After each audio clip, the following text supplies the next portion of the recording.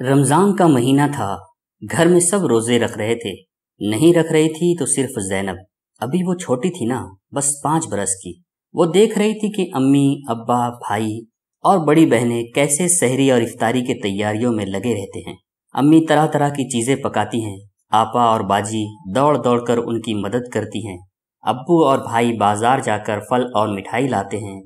زینب بھی چاہتی تھی کہ سحری کے لیے منہ اندھیرے سب کے ساتھ بستر سے اٹھ جائے، سحری کھائے، دادی اماں، امی اور بہنوں کے ساتھ فجر کی نماز پڑھے، دوسرے روزہ دار بچوں کو بتائے کہ میں بھی روزے سے ہوں، پھر مغرب کے وقت افطاری کے مزے لے۔ وہ ہر روز امی سے کہتی کہ آج مجھے سحری کے لیے جگائیے، میں بھی روزہ رکھوں گی۔ امی ہاں ہاں کہہ کر ٹال دیتی۔ زینب بہت چھوٹی ہے، دن بھر بھوک پیاس کی تکلیف نہیں سہ سکتی۔ 8-10 روزے گزر گئے، زینب نے روزہ رکھنے کی ضد نہ چھوڑی۔ امی اور بہنوں کو خوب تنگ کیا، ابو سے بھی کہا کہ مجھے روزہ رکھنے دے۔ آخر انہوں نے کہہ دیا کہ بھئی ایک مرتبہ زینب کو بھی روزہ رکھ لینے دو۔ آج زینب کا پہلا روزہ ہے، وہ بہت خوش ہے۔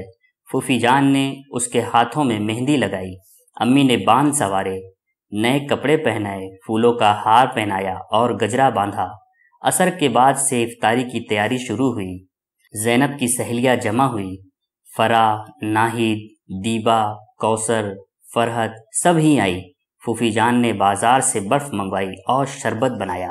خالہ جان آئی، ان کے ساتھ ارشد اور اکبر بھی آئے۔ چچی جان آئی، حارث اور ناز کو ساتھ لائی اور بہت سے مہمان آئے۔ سب اپنے گھر سے زینب کے لیے افطاری لائے۔ چچی جان سموسے لائی، خالہ جان پکوڑے اور گلگلے لائی۔ فرح انگور اور سنتروں کی ٹوکری اپنے ساتھ لائی تھی۔ زیبا اور فرحت نے انگور دھوئے، ناہید نے سنترے چھیلے اور ان کی فانکیں تشتریوں میں رکھی۔ پھوپھی جان نے پکار کر کہا، بچوں افطاری کا وقت قریب ہے، جلدی کرو۔ سب نے جلدی جلدی وضو کیا۔ فرح اور کوثر نے دسترخوان بچھایا اور افطاری کا سامان چنا۔ چچی جان بولی، پہلے مسجد میں تو افطاری بھیج دو۔ امی نے بڑی سینے میں افطاری کا سامان رکھا، 2 بڑے بڑے جگ شربت سے بھرے اور مسجد میں افطاری بھیجی۔ مغرب کی اذان ہوئی، دادی اماں نے زینب کو دعا پڑھائی اور اپنے ہاتھ سے کھجور کھلائی۔ سب نے روزہ کھولا، شربت پیا، افطاری کھائی اور مغرب کی نماز پڑھنے کھڑے ہو گئے۔ الفاظ اور اس کے معنی۔